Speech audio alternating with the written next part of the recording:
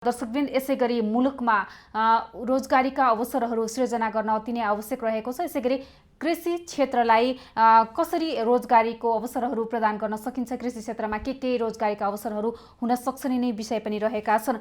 दर्शकवृन्द, यति बेला हामीसँग प्रत्यक्ष सम्पर्कमा जोडिनु भएको छ डाक्टर टेक बहादुर गुरुङ, कृषि विज्ञ हुनुहुन्छ। डाक्टर साहब, स्वागत छ यहाँलाई। हस्, धन्यवाद भट्टराईज्यू।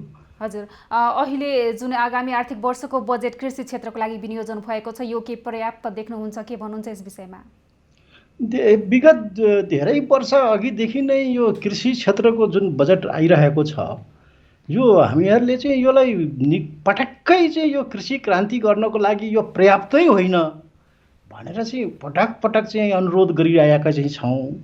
अनि फेरि अब विभिन्न खालको चाहिँ उतार चढाव आयो देशमा। अहिले फेरि यो चाहिँ कोभिड-19ले चाहिँ यस्तो चाहिँ दुःख दिएको अवस्थामा यो जति जुन चाहिँ अब कृषि क्षेत्रको लागि जुन बजेट दिएको छ, यसले सन्तुष्टि हुने त ठाउँै देख्दैनौँ।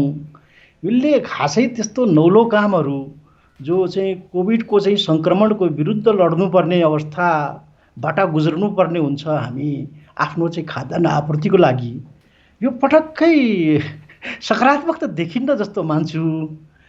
तैपनि अब जे छ त्यसबाट चाहिँ अब सकारात्मक तौरमा चाहिँ हेर्ने हो भने फेरि यसलाई नै चाहिँ कसरी हो बढी यसलाई नै चाहिँ सदुपयोग गर्नेतर्फ चाहिँ अग्रसर हुनुपर्छ होला भन्ने जस्तो लाग्छ मलाई अहिलेलाई चाहिँ। हजुर डाक्टर साहब, जस्तो यो मैले अहिले चाहिँ जोड्न चाहे जुन यो रोजगारीको लागि कृषि क्षेत्रमा के कस्ता अवसरहरू हुन सक्छन्, अब विदेशबाट पनि स्वदेश फर्कनेको लड्को बढ्न थालेको छ, यस हिसाबले कृषि क्षेत्रमा रोजगारीको अवसर कस्तो हुन्छ त? हजुर, एक प्रकारले अब यो कोभिड-19कै यो अन्तरालमा पनि जुन चाहिँ हाम्रो आफ्नो जुन नेपाली दिदी दाजुभाइ दिदीबहिनी जुन युवा जमात जो विदेश गएका थिए, उहाँहरू चाहिँ फर्कनु हुने भन्ने खबरले चाहिँ कता कता चाहिँ मन चाहिँ साह्रै नै खुसी भएको चाहिँ छ। एक प्रकारले चाहिँ साथीहरूले चाहिँ सबै फर्कने भयो भन्ने एउटा खालको चाहिँ अनुभूति, सुखानुभूति भएको चाहिँ छ।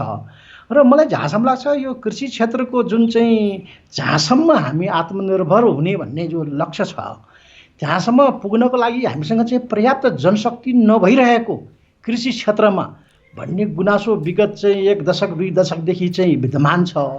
त्यस हिसाबले जुन चाहिँ फिर्ता हुने जो जनशक्ति छ, उहाँलाई चाहिँ राम्रो तरिकाले चाहिँ व्यवस्थापन गरेर अब उहाँको पनि चाहना भयो, उहाँले पनि यस प्रति चाहिँ अभिरुचि देखाउनु भयो भने उहाँ साथीहरूको लागि चाहिँ मलाई जहाँसम्म लाग्छ यो चाहिँ देशलाई चाहिँ एक प्रकारको चाहिँ कृषिमा आत्मनिर्भर गराउनेतर्फ एउटा चाहिँ यसले चाहिँ सकारात्मक दिशा चाहिँ यसले लिन सक्छ कि भन्ने अनुभूति चाहिँ भएको छ।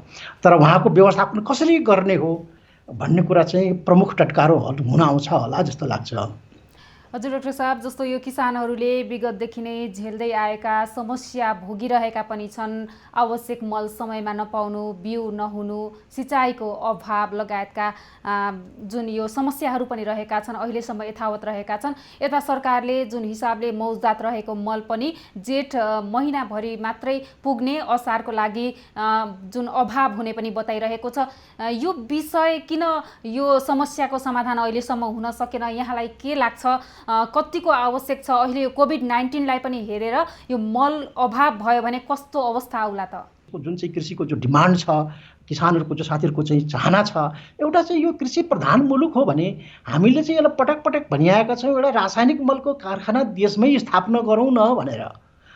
त थियो पनि चाहिँ अहिलेसम्म हेर्नुहोस् अब त्यहाँ कहाँबाट हो कुरा चाहिँ खलबलिएर आउँछ। त्यो चाहिँ रासायनिक मलको कारखाना देशमा खुल्नुभन्दा राम्रो बाहिरबाटै चाहिँ किनेर ल्याउनु उचित हो भन्ने खालको चाहिँ यस्ता खालका यो खोखरा चाहिँ कुराहरू मात्रै सुन्नु पाइरहेको चाहिँ छ। वास्तवमा जुन चाहिँ डिमान्ड छ नभई हुँदैन। विशेष गरी चाहिँ खाद्यान्न अन्न उत्पादनको लागि चाहिँ यो रासायनिक मलको कारखाना पनि नभई नहुने चिज हो, नभई नहुने तत्त्व हो कृषिलाई। यदि चाहिँ हामीले चाहिँ हाम्रो कृषि अर्थतन्त्रको मूलाधार बनाउने हो भने यस्ता कुरामा पनि हामी किञ्चित चाहिँ अब हामीले चाहिँ ध्यान पुर्याउन सकेनौँ। अब आइन्दा चाहिँ हेर्नुहोस् किसानलाई चाहिँ यस्तो खालको चाहिँ कृषिलाई पनि विशेष गरी खाद्यान्नमा हामी आत्मनिर्भर हुने हो भने यस्ता खालका चाहिँ आधारभूत मल भन्नुभयो, त्यसमा चाहिँ बिउ भन्नुभयो, यस्तो खालको चाहिँ सुदृढ व्यवस्थापन हुन उत्तिकै जरुरी छ। जस्तो यहाँले रासायनिक मल कारखाना बनाउने पनि कुरा गर्नुभयो, यो कतिको सम्भव छ, यसको सम्भावना कतिको छ नेपालमा बन्नको लागि? अब पहिला चाहिँ यसको लागि जब हामीले यो रासायनिक मलको एउटा चाहिँ कारखाना हुनुपर्छ भनेर भन्यौँ, त्यो बेला चाहिँ बिजुलीको चाहिँ कमी, एउटै चाहिँ मलको कारखानालाई चाहिँ निकै धेरै मात्राको चाहिँ 100 मेगावाट जति बिजुली चाहिन्छ भन्ने अवस्था चाहिँ सिर्जना भयो र चाहिँ त्यस कारणले चाहिँ यसलाई चाहिँ अहिले चाहिँ हुँदैन, बिजुलीको आपूर्ति चाहिँ पर्याप्त मात्रामा हुँदैन भन्ने खालको कुरा आएको हुनाले अहिले त अब बिजुलीको मात्रा पनि चाहिँ पर्याप्त मात्रामा चाहिँ यसले उत्पादन भइरहेको छ। त यस्तो बखतमा चाहिँ सायद अब यदि चाहिँ त्यस्ता खालका सम्पूर्ण अन्य चिजले चाहिँ यो मलको कारखाना स्थापना गर्नलाई चाहिँ यदि सहयोग गर्छ भने चाहिँ मलाई जहाँसम्म लाग्छ कृषिको चाहिँ समृद्धिको लागि चाहिँ यो मलको कारखाना पनि उत्तिकै जरुरी छ भन्ने जस्तो लाग्छ। 100 मेगावाट अब अहिले त त्यो मलाई जहाँसम्म लाग्छ ठुलो समस्या होइन होला। त उता अन्य मुलुकतिर चाहिँ जाँदाखेरि चाहिँ यो ससाना चाहिँ फ्याक्ट्रीहरू त त्यसै पनि चलिरहेको चाहिँ छ। त फेरि एकातिर चाहिँ यो हाम्रो चाहिँ यो स्केलमा चाहिँ यसले चाहिँ बाहिरैबाट खरिद गर्न चाहिँ उपयुक्त छ भन्ने खालको तर्क पनि छ।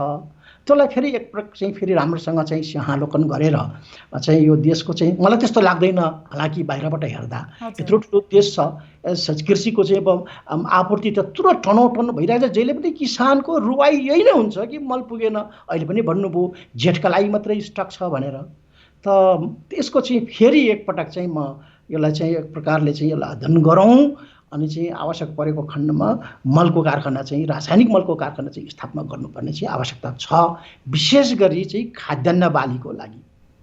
हजुर डाक्टर साहब, जस्तो अहिले जुन यो कोभिड-19ले विश्वभरि नै आक्रान्त फैलाइरहेको समयमा अहिले अब असार पनि आउँदैछ जसमा किसानहरू चिन्तित पनि रहेका छन्। कसरी चाहिँ आफ्नो उत्पादनमा यो जुन हिसाबले युरिया मल नभए पनि कसरी उत्पादनलाई बढाउन सकिन्छ, यहाँको अनुभवको आधारमा पनि कस्ता खालका जुन यो स्वदेशमै भित्र भएका मलहरू प्रयोग गरेर कसरी किसानहरूले आफ्नो बालीलाई उब्जाउन सक्छन्, के भन्नुहुन्छ यस विषयमा?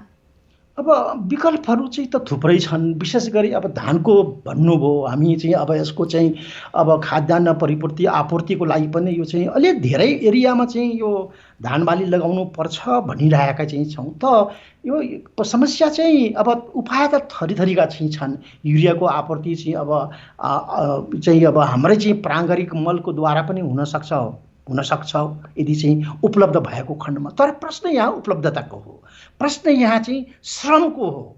यो चाहिँ जुन चाहिँ यो श्रम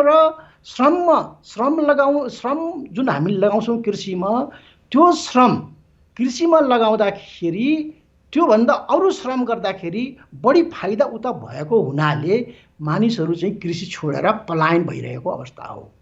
त फेरि त्यो जुन चाहिँ रासायनिक मल जुन चाहिँ अब केही रुपैयाँ किलोमा पाइन्थ्यो त्यसलाई चाहिँ नभएको खण्डमा अरू मेहनत गरेर अर्को विकल्पको रूपमा गयो भने फेरि त्यो जुन चाहिँ किसानको जुन श्रम छ त्यो चाहिँ पर्दा पर्दैन, खाद्यान्नहरू अझ महँगिएर जान्छ। किनभने उसले त श्रम लगाउनु पर्यो, बढी लेबर लगाउनु पर्यो यो वैकल्पिक मलको खोजीमा। त त्यसले गर्दाखेरि पुनः फेरि पलायन हुने चाहिँ उत्तिकै चाहिँ सम्भावना भएको हुनाले त यो कृषिलाई फेरि अब हामी चाहिँ अब यो पहाडी मुलुक पनि हो, धेरै चाहिँ उपयुक्त चाहिँ नभएको कृषिको लागि हुनसक्छ, विशेष गरी अन्न बालीको लागि। त्यसो हुँदा हामीले गरेको जो उत्पादन छ अन्य देशले चाहिँ गरेको उत्पादनभन्दा महँगो हुन गएको खण्डमा फेरि त्यो बाहिरकै सामग्रीले चाहिँ भित्र चाहिँ ठेलिएर आउने भएको हुँदा फेरि हामी चाहिँ मार खान्छौँ भन्ने अवस्था हुनसक्छ। त्यस कारणले चाहिँ मलाई जहाँसम्म लाग्छ विकल्प त थुप्रै छ। झारपातको उपयोग गरेर होइन, अब यो चाहिँ नाइट्रोजन भएका चाहिँ झारपातको चाहिँ हालेर पनि गर्छन् गर्न त, तर कति ठुलो एरियामा कतिजनाले कति गर्ने भन्ने कुरा आएको हुनाले मलको विकल्प चाहिँ अहिले चाहिँ सायद मलाई रासायनिक मलको विकल्पलाई अलिकति ठुलो स्केलमा गर्ने भने चाहिँ अरू त खै के दिन सकिन्छ होला र, मलाई त अलिकति यो मलाई बुझ्न गाह्रो छ यो कुरा। हजुर डाक्टर साहब, जस्तो अहिले किसानहरूलाई अर्को समस्या पनि रहेको छ। मैले यहाँ किसानहरूका समस्या राखिरहेको छु तपाईँसँग। अहिले यो जुन सलह किरा जुन छिमेकी मुलुक भारतमा पनि आयो, त्यसले बालीहरू पनि खाएको छ भनिन्छ। अहिले यो नेपालमा आउने सम्भावना कतिको रहेको छ? यदि त्यो नेपालमा भित्रियो भने कतिसम्मको क्षति हुन्छ? हजुर त्यो सल्लाह चाहिँ अब अहिलेसम्मको जुन चाहिँ रिपोर्टहरू नै हेरिरहेका चाहिँ छौँ, भारतमा चाहिँ यसले चाहिँ साह्रै नै चाहिँ दुःख दिएको चाहिँ अवस्था छ किसानहरूलाई।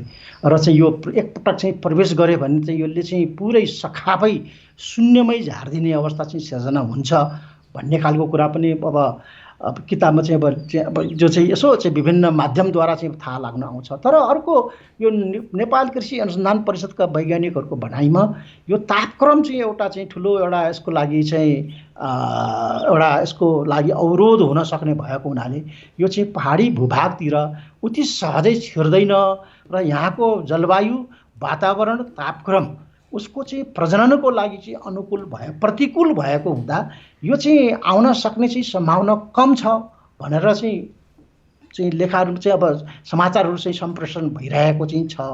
आशा गरौँ यो चाहिँ नेपालमा प्रवेश गर्दैन र चाहिँ हाम्रो वैज्ञानिकहरूको भनाइ सही साबित हुन्छ र चाहिँ किसान यो सल्लाहको चाहिँ जुन चाहिँ दुष्परिणामबाट चाहिँ अलग रहनेछ भन्ने नै सोच्नु चाहिँ अलि उपयुक्त हुन्छ होला भट्टराईजी।